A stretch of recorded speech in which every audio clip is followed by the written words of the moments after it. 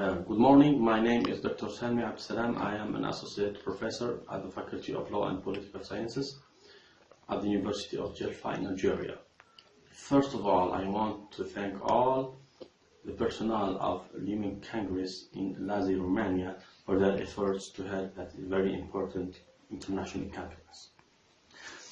I have chosen as a presentation that is entitled Constitutional Regimes After Political Crisis in the Arab World, since it is a very important subject, and it is a subject of nowadays.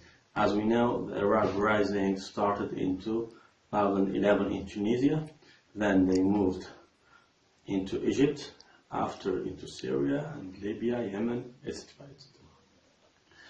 What we call Arab Rising, some other people call Arab Spring, and I don't think that it is spring. It has turned into a winter, into an autumn. As we know that this uprising, they have led to political crisis. Constitutions have finished.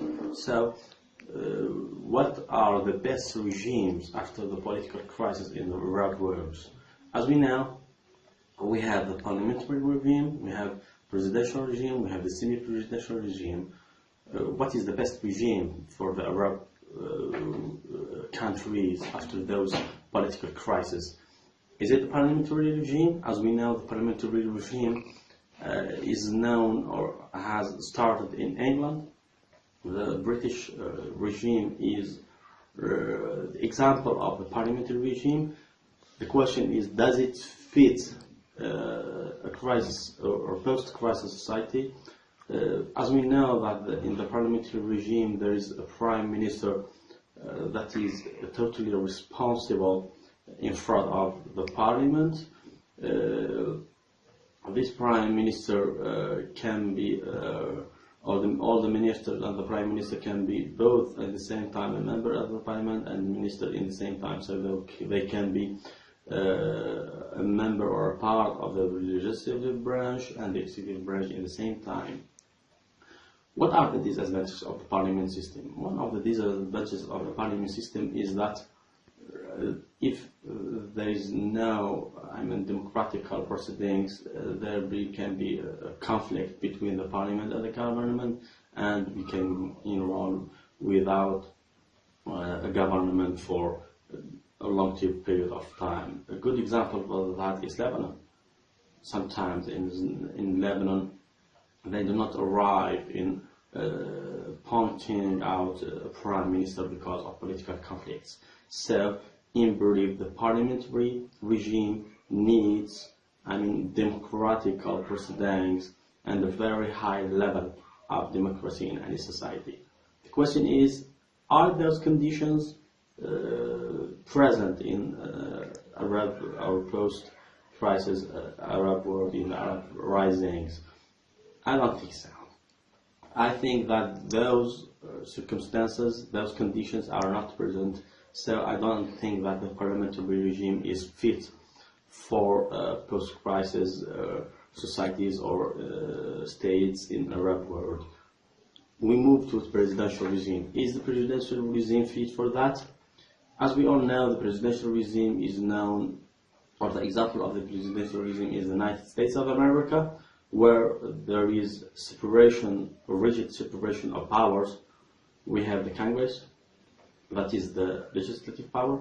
We have the President of the United States, who represents the executive power, and we have the judiciary power or judiciary branch. There is rigid separation between those powers in the United States of America. So, for example, the President cannot, nominate any of his ministers, or they are not ministers, they are secretaries, without the permission of the Congress. The President cannot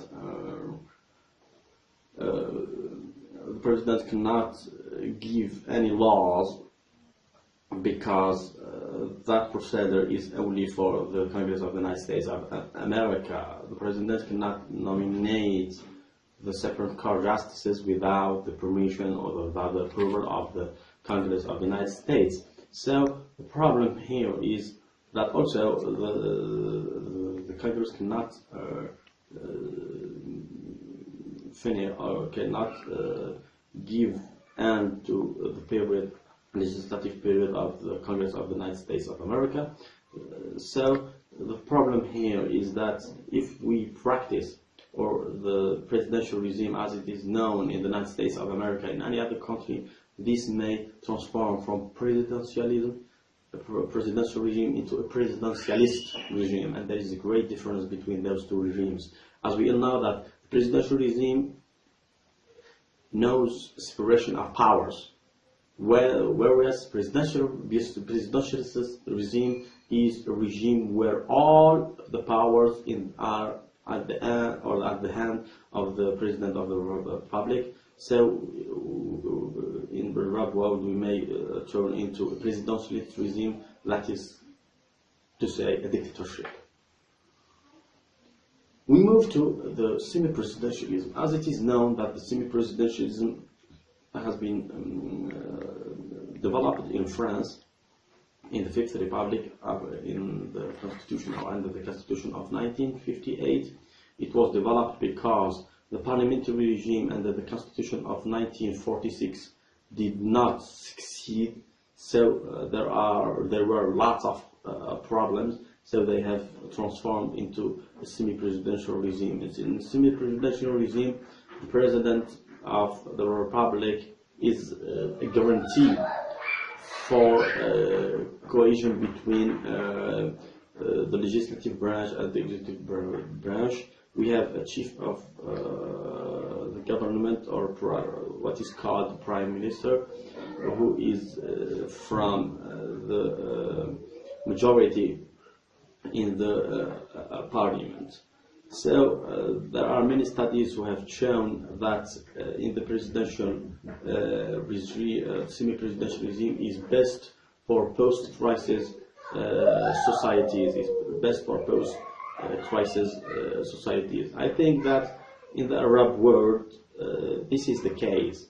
We perhaps it's better for us to adopt the semi-presidential regimes in all those regimes that are known after crisis or the Arab Rising. At the end, I want to thank you for all the audience, and I am ready to answer all questions for you.